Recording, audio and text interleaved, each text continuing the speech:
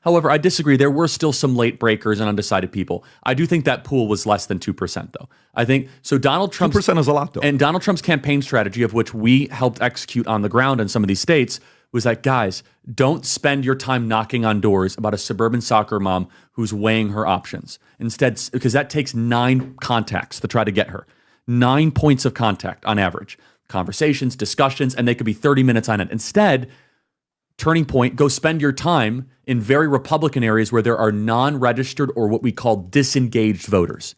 People that like Trump, like his worldview. For example, the bro vote, right? And so this is where we spent our time, and we harvested, not ballot harvested, but we harvested in a very, very powerful way.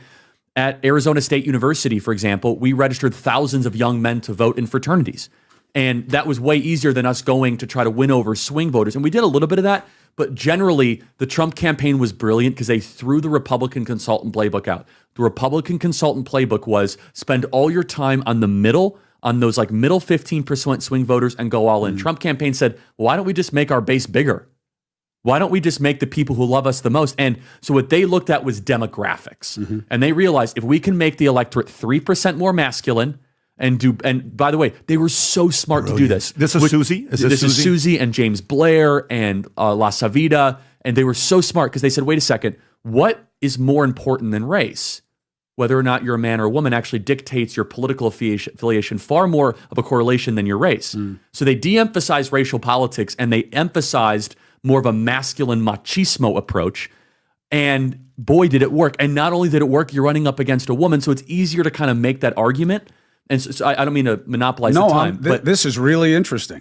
Keep going. And so what the Trump campaign then did, the Republican consultant playbook that Karl Rove basically authored was everything is about high propensity. So there's 2 types of voters, high propensity and low propensity voters. A high propensity voter is typically college educated, lives in the suburbs. You know, they watch Chris, they watch CNN. They have an income over $100,000 a year. They have 2 kids and a picket fence, and they go to soccer games and they don't commit crimes. You know, that type of demo, right?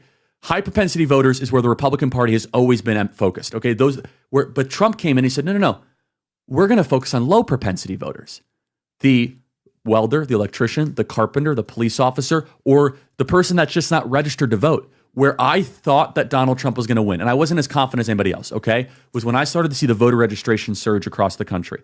In the summer before, this last summer, new people that were registering to vote were registering at a clip 3-1 versus Democrat. In Pennsylvania, for the first time ever. Wow. In Pennsylvania, for the first time ever, we had every county in Pennsylvania, we were out registering Democrats for the first time ever. Now, mind you, what Josh Shapiro did as governor of Pennsylvania is he put in a thing called motor voter, which means you automatically get registered to vote. They thought that was going to help Democrats. When you get your license. When you get your driver's license. It helped Republicans because of lower, think about who's not registered to vote. It's typically lower propensity voters and PBD. Here's the kicker. Where do these people get their information? Lower propensity voters get information on TikTok. They're not watching CNN. They're not sitting. You know why? These folks are darn tired by the time they get home. They're not turning on cable news. They're watching NFL football games.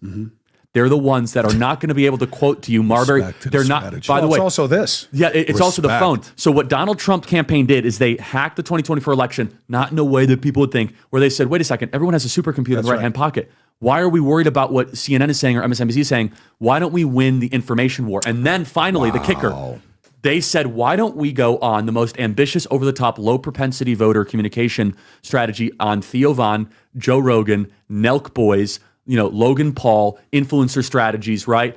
And so what they said is there's this whole reservoir. Freaking brilliant. And the final kicker, my mandate at Turning Point was very simple. Charlie, turn Trump supporters